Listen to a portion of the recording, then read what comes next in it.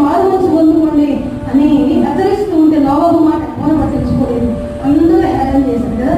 మనల్ని కూడా అంతే, ఇంకో అక్కడ సమీపంగా